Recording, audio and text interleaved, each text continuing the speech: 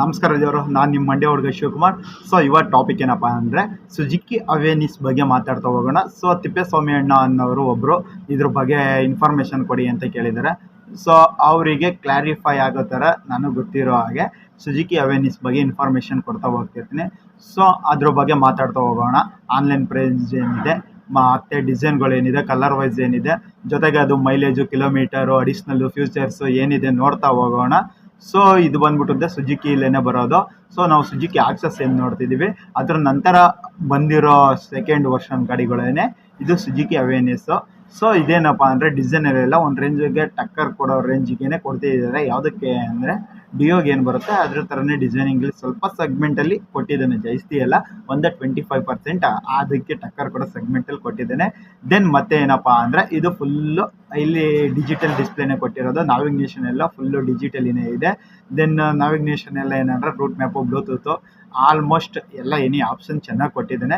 ಜೊತೆಗೆ ಇದು ಮೈಲೇಜ್ ಕೂಡ ತುಂಬ ಬೆಸ್ಟ್ ಆಗಿದೆ. ದೆನ್ ಮೊಫೆಟೋಗಳಲ್ಲಿ ಇದನ್ನೂ ಬೆಸ್ಟ್ ಗಾಡಿ ಅಂತಲೇ ಹೇಳ್ಬೋದು. ಯಾಕೆ ಅಂದರೆ ಇದ್ರದ್ದು ಮೆಟಲ್ ಏನು ಬರುತ್ತೆ ಅದು ಮಾಮೂಲಿ ಫೈಬರಿಂದನೇ ಇರೋದ್ರಿಂದ ಸ್ವಲ್ಪ ಸ್ಟ್ರಾಂಗ್ ಆಗಿರುತ್ತೆ. ಇವಾಗ ನಾವೇನು ಪ್ರೆಸೆಂಟಲ್ಲಿ ಆಕ್ಸಸ್, ಸುಜುಕಿ ಎಲ್ಲ 125 ಎಲ್ಲ ಏನು ನೋಡ್ತಿರ್ತೀವಿ ಅದೆಲ್ಲ ಸೇಮ್ ಫೈಬರೇನೇ ಇವಾಗ ಕೊಡ್ತಿರೋದೆಲ್ಲ.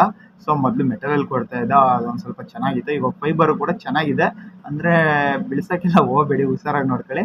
ಸೊ ಇದು ಅವೇರ್ನೆಸ್ ಏನಿದೆ ಸುಜುಕಿ, ದೆನ್ ಅದು ಕೂಡ ಅಷ್ಟೇನೆ ಸೇಮ್ ಫೈಬರಲ್ಲೇ ಕೊಟ್ಟಿದ್ದಾನೆ.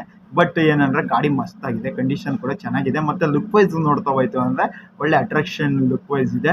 ದೆನ್ ಅದ್ರದ್ದು ಗಾಡಿ ಫ್ಯೂಚರ್ಸ್ಗಳೆಲ್ಲ ಹೆಂಗಿದೆ ಅಂದರೆ ಮಾಮೂಲಿ ಅದನ್ನು 125 ನಾವು ನೋಡ್ಬೋದು. ಇವಾಗ ಅಪ್ಗ್ರೇಡೇಷನಲ್ಲಿ 150 ರೆಡಿ ಆಗ್ತಾಯಿದೆ. ಸೊ ಅದು ಪ್ರೆಸೆಂಟಲ್ಲಿ ಕೆಲವು ಡೆಮೋ ಪೀಸಸ್ ಇದೆ. ದೆನ್ ಜೊತೆಗೆ ಏನಪ್ಪ ಅಂದರೆ ಇದ್ರದ್ದು ರೇಟ್ ವೈಸ್ ಇವಾಗೆಲ್ಲ ನಾವು ನೋಡ್ತಾ ಹೋಗೋಣ. ಪ್ರೆಸೆಂಟ್ ಏನಂದರೆ GST ಕಡಿಮೆ ಆದಮೇಲೆ ನಮಗೆ ಚೆನ್ನಾಗಿ ಗೊತ್ತಿದೆ.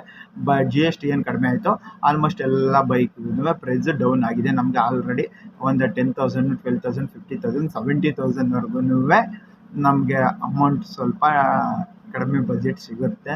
ಸೊ 2 lakh ಮೇಲೆ ಇದ್ದಾವೆಲ್ಲ 20,000 ಆರಾಮಾಗಿ ನಮ್ಗೆ ಅಮೌಂಟು ಕಡಿಮೆ ಸಿಗುತ್ತೆ. ಯಾಕೆಂದರೆ 10% ಡೌನ್ ಆಗಿರೋದು, ಸೊ 18% ಇರೋದ್ರಿಂದ ಈ ಥರ ಇದೆ. ದೆನ್ ಇವಾಗ ತಿಪ್ಪೇಸ್ವಾಮಿ ಅಣ್ಣವ್ರಿಗೆ ಈ ಗಾಡಿ ಬಗ್ಗೆ ಹೇಳಿ ಅಂತ ಅಂದಿರೋ. ಸೊ ಅವ್ರಿಗೋಸ್ಕರನೇ ಈ ಗಾಡಿ ಬಗ್ಗೆ ಹೇಳ್ತಾ ಹೋಗ್ತಿದ್ದೀನಿ ನಾನು. ದೆನ್ ನೋಡ್ತಾ ಹೋಗೋಣ ಬನ್ನಿ, ಅದರಲ್ಲಿ ಏನೇನು ಫೀಚರ್ಸ್ ಇದೆ, ಏನಿದೆ, ಯಾವ ಥರ ಇದೆ, ಡಿಸೈನ್, ಲುಕ್ ವೈಸ್ ಎಲ್ಲ ನೋಡ್ತಾ ಹೋಗೋಣ. ಆಮೇಲೆ ಅದ್ರ ಬಗ್ಗೆ ಒಂದು ಡಿಸ್ಕಷನ್ ಮಾಡೋಣ.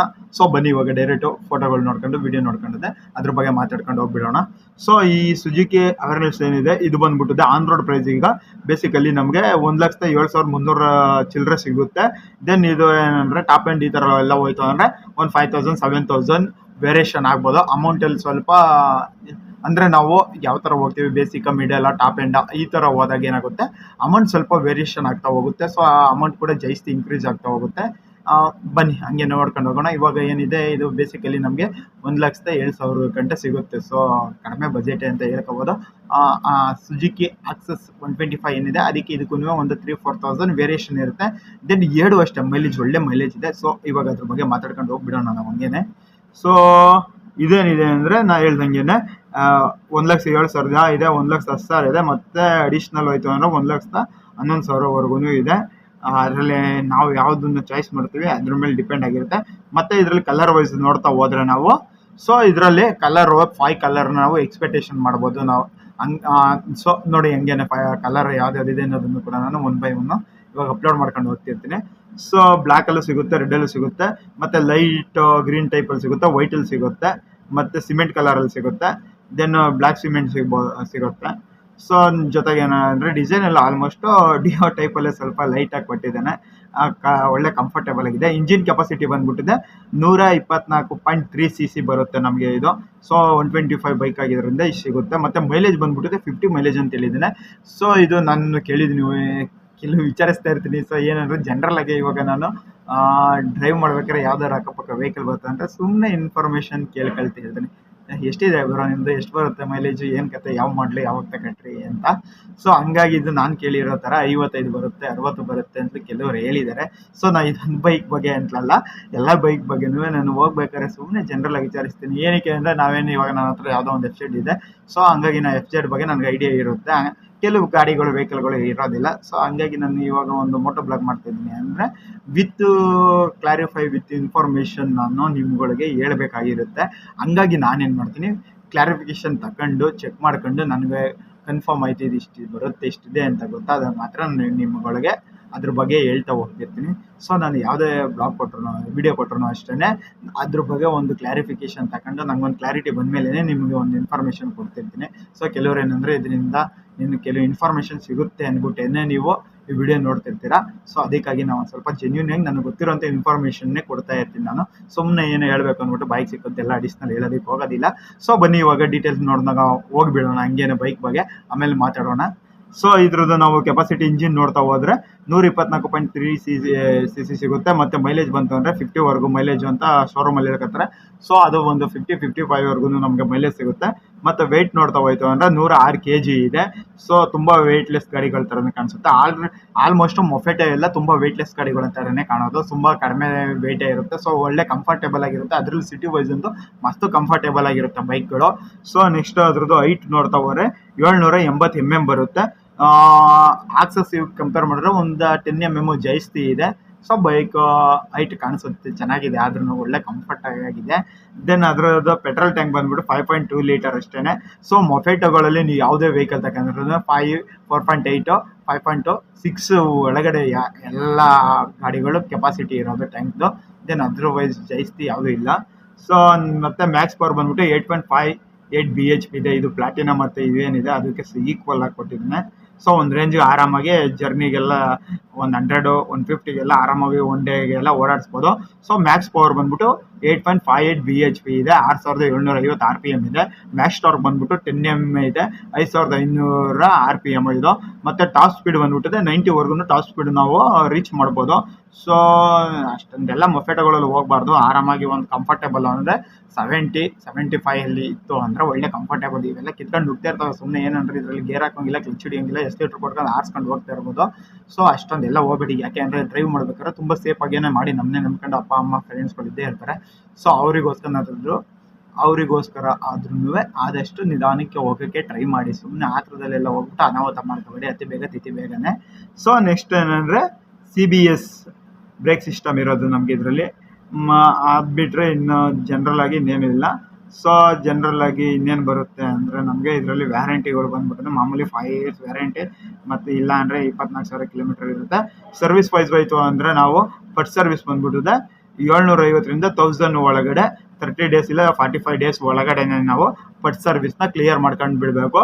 ದೆನ್ ಸೆಕೆಂಡ್ ಸರ್ವಿಸ್ ಹೋಯ್ತು ಅಂದರೆ 3500ರಿಂದ 4000. ಅಂದರೆ ಇವಾಗ ಆಲ್ರೆಡಿ ನಾವು 8000 ಓಡಿಸುತ್ತೆ, ಅದಾದಮೇಲೆ ಇಷ್ಟು ಓಡಿಸ್ಬೇಕು. ಅದು ಇದರ 1000 ಓಡಿಸ್ಬಿಟ್ಟು ಮತ್ತೆ 3000 ಎಕ್ಸ್ಟ್ರಾ ಓಡಿಸ್ಕೊಬಿಟ್ಟು ಹೋಗ್ಬಿಟ್ಟಿರೋ ಮೊಫೆಟಲ್ಲೆಲ್ಲ ಆಲ್ಮೋಸ್ಟ್ 2000 ಒಳಗಡೆ ನಾವು ಸರ್ವಿಸ್ ಮಾಡಬೇಕು. ಯಾವಾಗ ಅಂದರೆ ಪೇ ಸರ್ವಿಸ್ ಮಾಡಿರ್ತೀವಲ್ಲ ಆವಾಗ. ಫಸ್ಟ್ ಸರ್ವಿಸ್ ಏನಂದರೆ ಈ ಥರ ಮೇಂಟೈನ್ ಮಾಡಿ ಸಾಕು.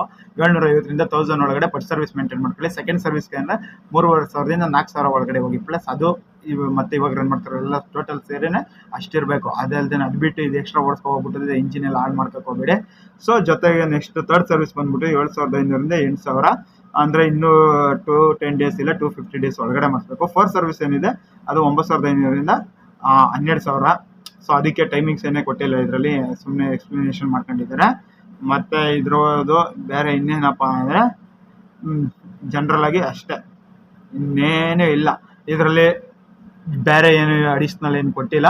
ಸೊ ಡಿಸ್ಪ್ಲೇ ವೈಸ್ ನೋಡ್ತಾ ಹೋದ್ರೆ ನಮಗೆ ಇದರಲ್ಲಿ ಬ್ಲೂಟೂತ್ ನಾವಿಗೇಷನು ಮ್ಯಾಪಿಂಗ್ ಏನಿರುತ್ತೆ ಅದೆಲ್ಲ ಕ್ಲೀನಾಗಿ ಸಿಗುತ್ತೆ. ನಮ್ಮದು ಕಾಲಿಂಗ್ ಗೀಲಿಂಗ್ ಸೆಟ್ ಏನಿರುತ್ತೆ ಅದೆಲ್ಲನೂ ಬ್ಲೂಟೂತ್ ಕನೆಕ್ಟ್ ಮಾಡ್ಕೊಂಡು ಅಂದರೆ ಅದರಲ್ಲಿ ಡಿಸ್ಪ್ಲೇಲೇ ಇದಾಗ್ತಾ ಹೋಗುತ್ತೆ. ಸೊ ಪೆಟ್ರೋಲ್ದೊಂದು ಇಂಡಿಕೇಶನ್ ಇರುತ್ತೆ, ಮತ್ತು ಲೆಫ್ಟ್ ರೈಟ್ ಇಂಡಿಕೇಶನ್ಗಳು ಇರುತ್ತೆ, ಮತ್ತು ಸ್ಪೀಡ್ ಇರುತ್ತೆ. ಅದು ಬಿಟ್ಟರೆ ಜಾಸ್ತಿ ಏನಿಲ್ಲ. ಅದರ ಜೊತೆಗೆ ಇದರಲ್ಲಿ ಏನಪ್ಪ ಅಂದರೆ ನಮಗೆ ಮೊಫೆಟೋಗಳಲ್ಲಿ ಅಂದರೆ ಈ ಸ್ಕೂಟರ್ಗಳಲ್ಲಿ ಏನು ಬರುತ್ತೆ ಸ್ಕೂಟಿಗಳಲ್ಲಿ, ಇದರಲ್ಲೆಲ್ಲ ನಮಗೆ ಚಾರ್ಜಿಂಗ್ ಪಾಯಿಂಟ್ಗಳು ಎಲ್ಲ ಬೈಕಲ್ಲೂ ಸಿಗುತ್ತೆ. ಎಲ್ಲ ಯಾವುದೇ ವೇರಿಯಂಟ್ ತಗೊಂಡ್ರೂ ಆರಾಮಾಗಿ ನಾವು ಚಾರ್ಜಿಂಗ್ ಪಾಯಿಂಟ್ಗಳು ಇದ್ದೇ ಇರುತ್ತೆ.